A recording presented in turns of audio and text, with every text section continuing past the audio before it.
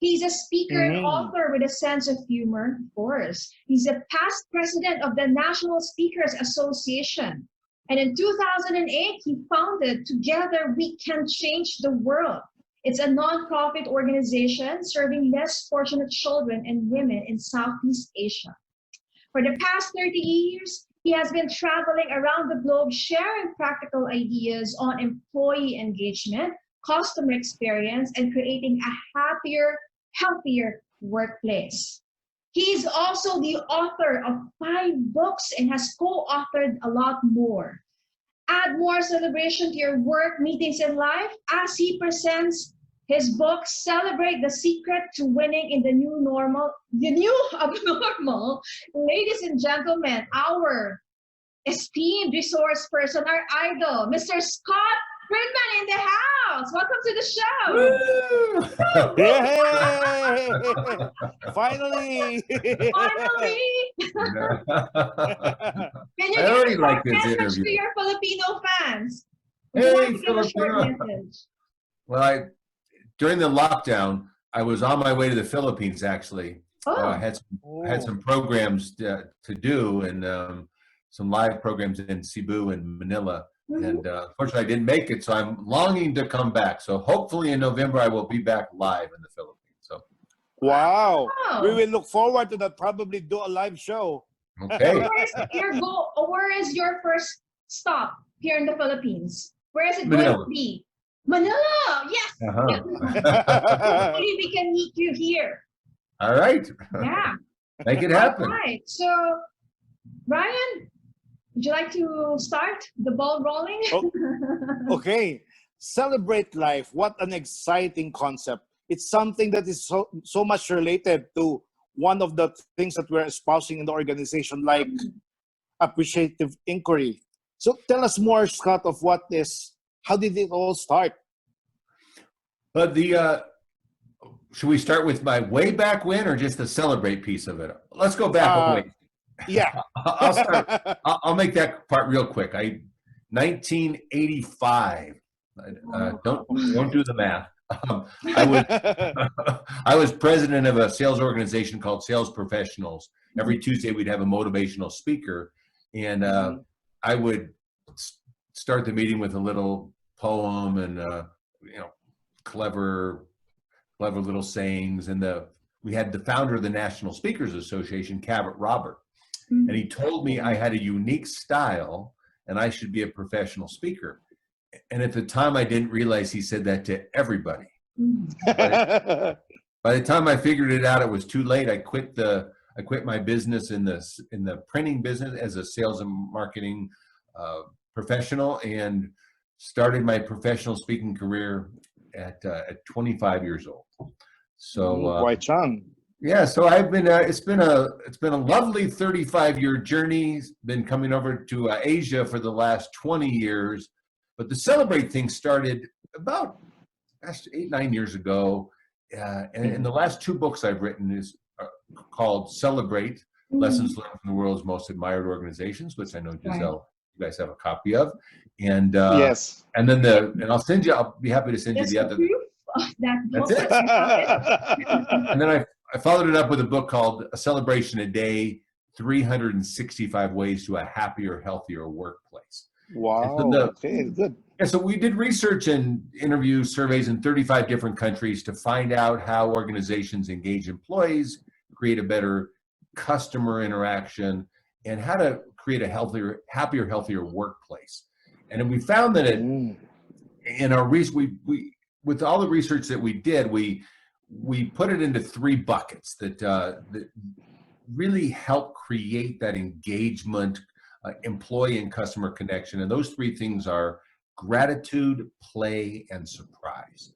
So gratitude is all about honoring your employees, finding out what intrinsically motivates them. It's being grateful for the life that you have and those that we share our lives with. So it's modeling that gratitude. Play is basically being able to let go of any negative emotions of the past or anything that you may bring into work with you, and embrace living in the moment, the state of play, or the state of being. It's positively being where you are at that moment. And then the surprise is the element of the unexpected. The reason engagement fails or celebration doesn't work in an organization is because it becomes institutionalized and it becomes stale, it becomes boring. So it's finding out what's highest on people's joy list. It's customizing how we treat employees. It's paying more attention. It's giving employees a voice. So if you look at those things, those three words, gratitude, play, and surprise, you take the first letter of each word, we come up with turn on your GPS. Wow. So it's about, yeah, so it's and we define celebration in the books as acknowledging what is good. The good work that you do, the people that you do it with, the people that you do it for. It's when your to-do list becomes your done list. It's acknowledging the little and the big milestones along the way. So it's really more of just an attitude. It's a philosophy about life. It's the lens through which we see our world. And if you can change your lens, you can change your language, you can change your life. So it really is focusing outward instead of inward. And during these difficult times that we find ourselves in, it's a little harder to do, and yet so much more important than it's ever been before. Because the quickest way to get us out of our own funk or whatever's going on in our own mind is to reach out to others and come from a place of service and come from a place of love. And so the whole celebrate philosophy is more important right now than it's ever been before. So it's like, for instance, the change in your language. We the way we talk, our language impacts what we think and how we feel. Agree. So look at the difference between the word deadline and finish line. I mean, I don't want to achieve any goal with the word dead in it. Yeah, we finished right on time on Tuesday, but in the process, Kurt and Bob are dead. That's a heavy price to pay for success, right? Yeah. Finish line implies there's going to be some sort of celebration when you get to the end. So it keeps us focused on the feeling that we will have when we've accomplished that task, instead of getting stuck in what our challenges are. So my first challenge for the listeners out there today is change the word deadline to finish line. Focus on that excitement, that joy that you'll have, and celebrate those little milestones along the way. Okay, you mentioned deadline versus finish line. What is the difference now when you say finish line versus deadline? How would it differ? So finish, it's really it's the same concept, but when you have a task that needs to be accomplished by a certain amount of time, so often we get worked up or we feel that stress because we're focused on what's not getting done and how much more we need to get done. Right. As opposed to let's assume it's gonna get done. Let's feel what we feel when it is done, and then focus on the progress you're making and not getting so stuck in what's not getting done. Right? So like it's just, they say deadline. There's like an ultimatum that you have to finish it.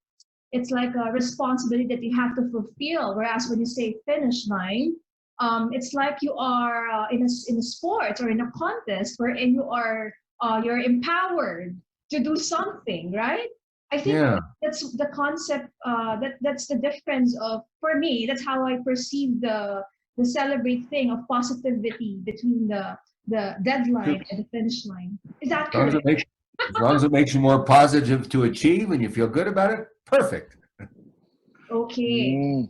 What are the other ways by which, like in the organization these days, how can we inject happiness given the new normal setup that people are working from home? you know, the new normal that used to be abnormal before.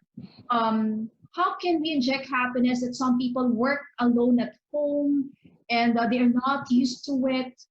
And you know, this pandemic is causing a lot of ill feeling or anxiety to different people. Yeah. What are your tips or techniques by which HR practitioners or OD people who handles culture or values in organizations can actually handle this thing? Okay, let's start with a little bit of positive psychology, if you will. Okay. So there's a Okay. Harvard psychiatrist created an app called Track Your Happiness. Mhm. He wanted to find out when people in life are the most happy, what type of circumstances make people happy. And as you can imagine, spending time with friends, good food, family, those, shopping, listening to good music, exercise, those were on the list. But the reason I share this with you and what's so important, it's not so much the circumstances we find ourselves in, it's how we define our circumstances. It's the stories that we tell ourselves about those circumstances. And if you look at your current circumstances and your past through the eyes of gratitude, then that shows up as hope and faith in your future. If you look at it through anger and resentment and, oh my gosh, look at where we're at, and there's fear and uncertainty, that shows up as fear and uncertainty in your future. So if you want more happiness in your day-to-day life, have more gratitude. Look at the way that you define your circumstances. Right? So that's for HR professionals, that's for anybody, how we control our own happiness. So as far as HR, what can HR do? What can OD specialists do to create more happiness? It's letting people feel or that they're more part of an organization. It's really taking the time, because everybody's emotional stability is at a different place, and we all, by the stories that we tell ourselves, we create this. Things happen the best for the people that make the best out of the things that happen. So we create this heaven in our mind, or we create this hell in our mind, and how we approach it. But if we look for the gifts in those situations, we look for the positive, then the silver linings, we will find those silver linings. So one concept in the first book is the best of the best, is to start out your meetings with sharing something positive. What is working in your life? What are you excited about in your life? And now the best of the best may be, feel free to share your emotions a little bit, because if people know that you care, and that right now, that's the most important thing, is for leaders to show that they have compassion, that they care, that they're willing to listen. Even if employees are more focused inward, just to know that they have a voice is so important, that they can use that voice when they need. And the way that they know they have a voice is by being invited to participate, to ask for input, to solve this as an organization. Really, so not to be told, but more to be asked, and to feel part of this journey or this movement forward, to figure out what the new, I like to call it the new abnormal, looks like in the future. So that's would be the concept of the best of the best. To give people a voice in organizations is probably one of the most important things that you can do right now, which would create more of a sense of happiness. But taking responsibility by looking for the gifts in this pandemic, looking for the gifts in our situation, so that we look at the glass as half full instead of half empty. Okay. Any recent activity that you've done for an organization these days, wherein you kept the culture more engaged, the employee more engaged, and what were the techniques that you adopted or that you suggested to those who are handling the culture building part? So the one concept that work with an organization called Design Force out of here in Colorado, and I love one of the things that they do to help move that culture forward, to create that culture of innovation and celebration is they call it what's called Toss It Tuesdays.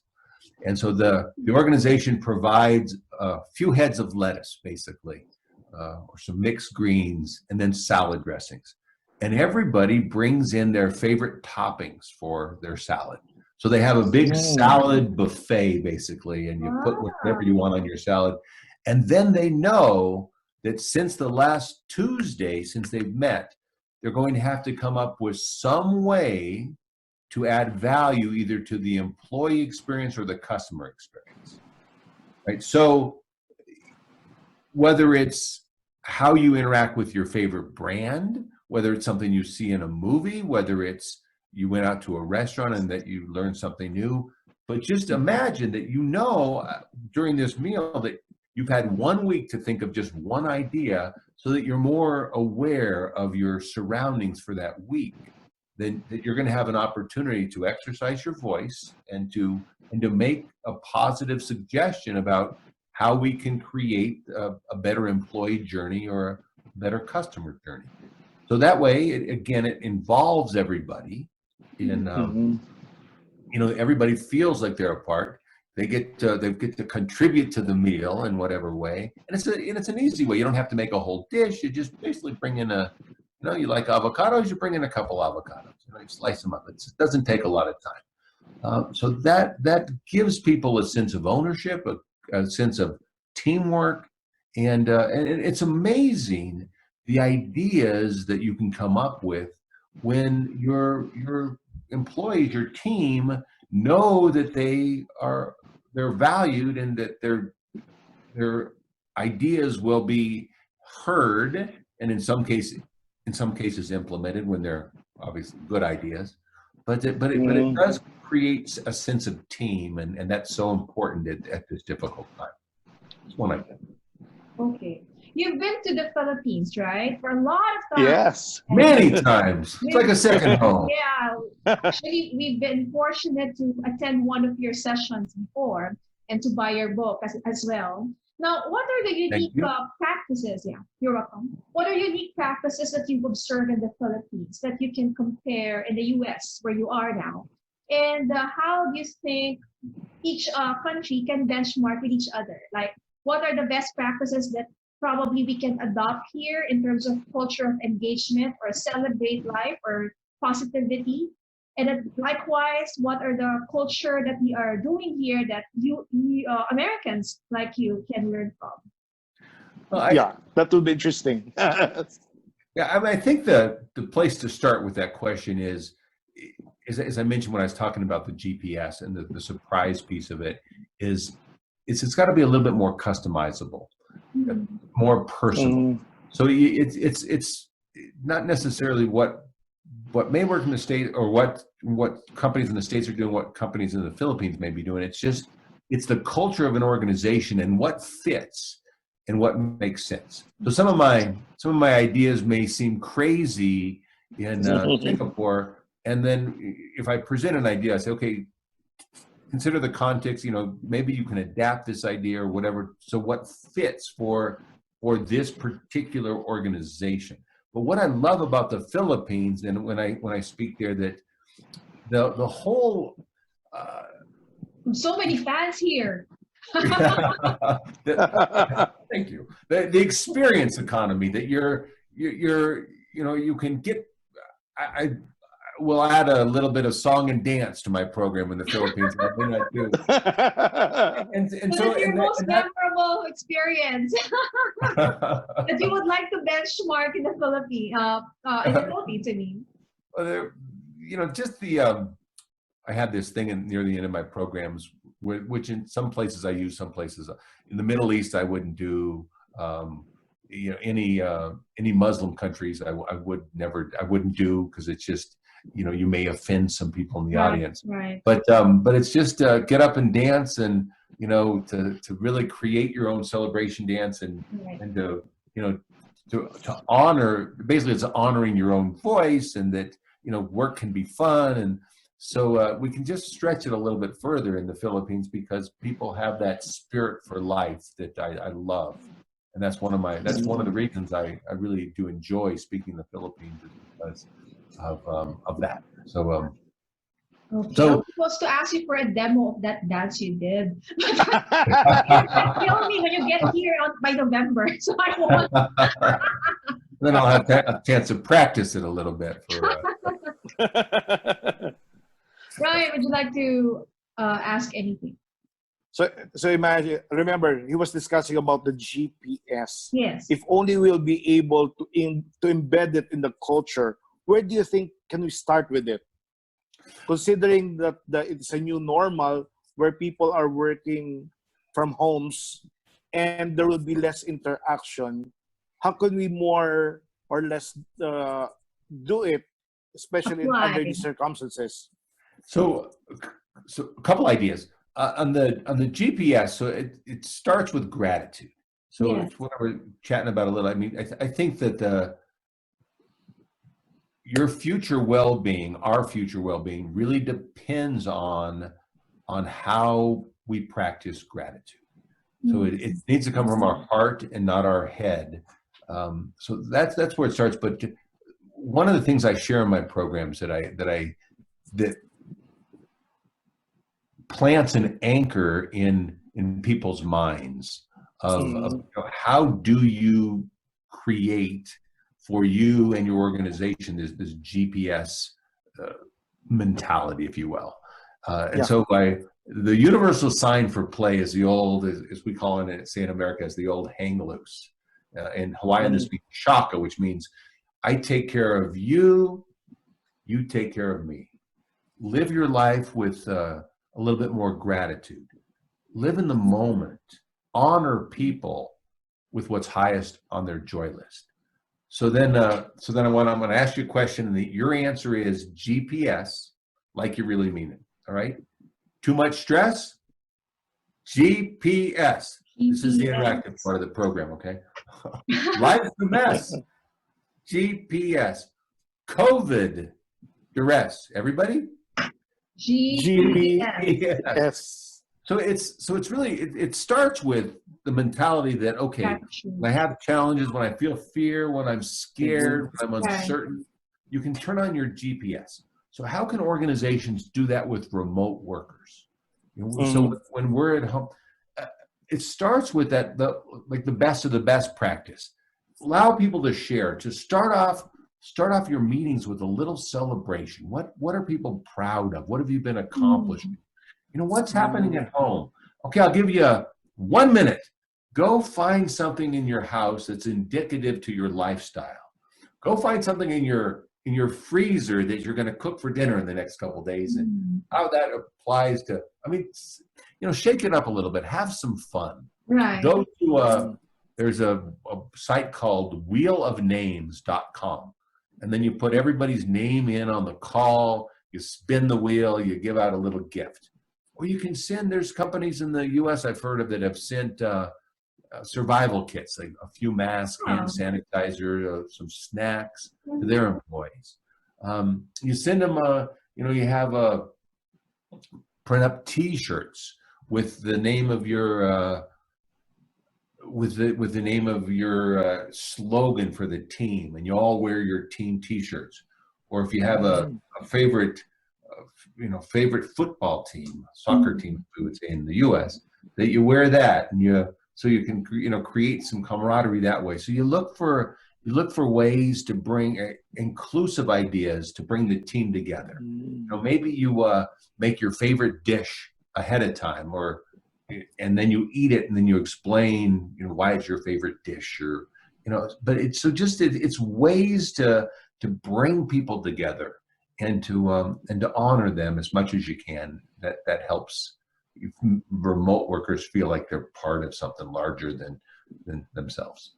Yeah, right. Actually, for our katropa who are watching or listening to us on radio, you might be wondering what Scott mentioned about GPS. That stands for gratitude, play, and surprise. Now, let me go to surprise. How is it different now from the two? When you say surprise, we understand what gratitude and play is given your explanation earlier, but surprise, how would it be different?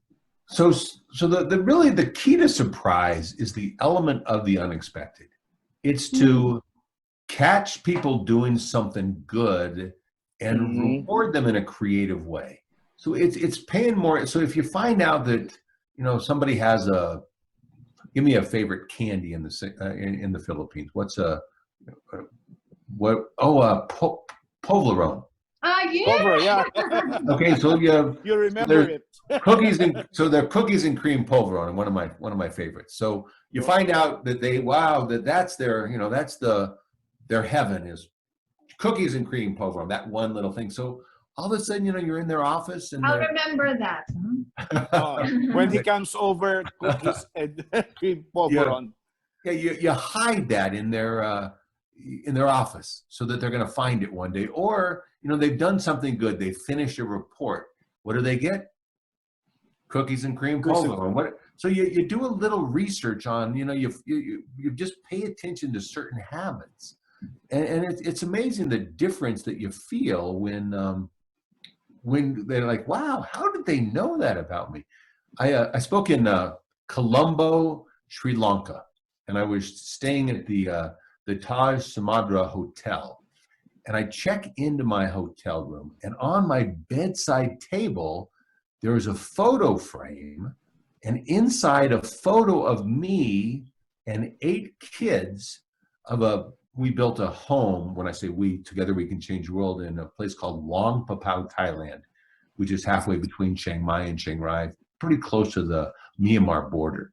And these kids have been rescued from Myanmar. They were in hellish conditions. They're living in this home in Thailand. They're the most wonderful kids that have been through just so much pain in their lives. And I see this photo of me and these kids, and I'm halfway around the world, and I'm like, oh, how did they know about Together We Can Change the World? How do we find out about anybody today? I mean, it's so much easier to do than ever before. You know, you look at the consumption of social media in the Philippines, you're like the #1 country, right, for consumption. So you go onto somebody's Instagram or their Facebook account, and you find out what really, you know, what people are about. And so that's when I talk about the customizable, the personal rewards. It's learning, it's paying attention. One of my favorite things to do today, and I learned that from that experience in Sri Lanka, is I surprise people. I call it the mugshot surprise. So I find a photo on Instagram or Facebook, you right click it, you copy it. We have many services here in the US. I'm sure you do in the Philippines as well. And what I do, I'll put that photo on a coffee mug. So for instance, there was a lady whose daughter was married. There's this beautiful background. There, the 4 of them, the husband and the wife, the new wife, and my friend Deborah and her husband. One of the best pictures I've ever seen. I go, that's got to be on a mug. So I take the photo, I put it on a mug. We're in a meeting in Keystone, Colorado, and all of a sudden, and there's 8 of us in this meeting. Deborah is one of the ladies in this meeting. She is drinking out of that coffee cup, not knowing what's on the coffee cup. All of a sudden, she sees what's on the coffee cup. She lets out a scream. I go, what? She goes, look at this. This is from Sarah's wedding. She goes, the nerve of the photographer for promotional purposes to exploit our family in that way. I said, Deb, maybe it didn't happen just that way. Maybe there's more to the story. So it's you know, and that creates that connection. You have a joke, it's a surprise, but the bottom line is I had to pay attention. I looked at what's most important in somebody's life, and that's what Facebook and Instagram can do for us. Is we can look at those photos and we can see the joy in people's faces. And if all of a sudden we are associated with that joy by remembering them with that joy, then that creates that emotional connection. And that's what we're trying to do, is create an emotional connection. And Right. that's what the surprise does. And that's why it's so impactful, because it creates emotional connection with our employees and our customers. We can do it both ways. Wow, that's a good idea. Actually, there's a local version that we do here, but sometimes it really takes so much time. But at least we can consider that for HR professionals to get to know more of our people, what ticks them, what makes them happy. That will hopefully get them more engaged. Yeah, very, very important. There's an organization, and you probably remember from the book, Giselle, Royal Plaza Scots in Singapore. Mm-hmm. And they win my prize for surprise. And actually, it was a HR or a VP of branding and marketing from the Philippines. She's a lady from the Philippines that came to Singapore. And I just love their whole concept of surprise. I remember she was telling me the story about an employee that her parents live in East Malaysia, and they were celebrating her, I think it was her 5-year anniversary for the hotel, her 5-year for working at the hotel. And they have a little ceremony for her, and Odette says, "Oh, we got a little present for you. Could you run a Hui Ching and get the present?" So she came, and she went to get the present, and the present was her mom and dad. They had flown in secretly from Eastern Malaysia, put them up at the hotel for a couple days, and that was it doesn't cost a ton of money. With AirAsia, everyone can fly now, or US, Yeah. Cebu Pacific, that's very reasonable prices, of course, PAL as well. But right, what a wonderful to reunite her, because she didn't have a chance to go home, even though Malaysia is right next door. What a wonderful way to create that emotional connection, and that, as organizations, that's what surprise is about. And I remember, and I've interviewed Odette many times for the book, and I'm just because they continue to do things. And I remember I'm saying, who has time for all this? To come up with these ideas. And she goes, it's funny. We'll sit in a marketing meeting and we'll just start brainstorming ideas. She goes, it doesn't really take that much time. Because once your mindset, once we train ourselves not to be so inwardly focused, but outwardly focused. And if we ask ourselves the question, how can I make a difference in someone's life today? How can I celebrate? How can I find that I'm going to choose a hero for the day? If that becomes our mentality, it's amazing the ideas start to flow. So it's just changing our mindset to the GPS mentality.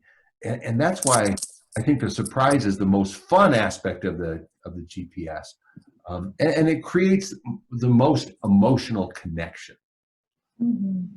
Wow, we've learned so many things today, and actually you have a lot of takeaways. Like the last few words you've mentioned, like it has to be outward focused. When you turn on your GPS, it's not inside out, but it's more outside in, so that you can build more emotional connection to employees. Wherein that's the best way by which you can get employees engaged or more engaged in the organization. Wow. True. How can they reach you, Scott? You have any numbers that you would like to leave, or email address? Sure. The best way to reach me is at Scott, SCOTT, at Scott Friedman, FRIEDMAN.net, or Scott at ScottFriedman.net to spell it out. And I'll tell you what, just for me being on the show today, I'd love to offer free books for Wow. My last 3 books. I mentioned the 2, Celebrate Lessons Learned from the World's Most Admired Organization. And then that one, or A Celebration a Day. Okay. Or another book called Happily Ever Laughter. So what is the requirement for them to have that? So if you send me your an email at scott@scottfriedman.net, I will send you 1, 2, or all 3 of those books electronically just for listening to the show today. Wow, thank you. so much. My pleasure. Thank you for that. We learned a lot from Mr. Scott Friedman on the show. And we're And we so would fortunate love to have him him here with us. I hope hopefully that by we learned November. a lot, and I hope we can invite him again soon. Yeah, I hope that's my plan. At least I've got one speech already set up there, so hopefully it'll work out. So, thank you, right. Scott, and We'll see be you looking soon. forward to your visit, and hopefully we'll be back on the studio. That's another Sunday, hopefully, or if not, we can probably tape us live. But definitely something to look forward to, having you live on the studio. Thank you. Thank you so much, Scott. All right, pleasure to Thank be you. with you. See you soon. Happy Sunday, Bye-bye. everyone. Happy Thank Sunday. you. Bye-bye.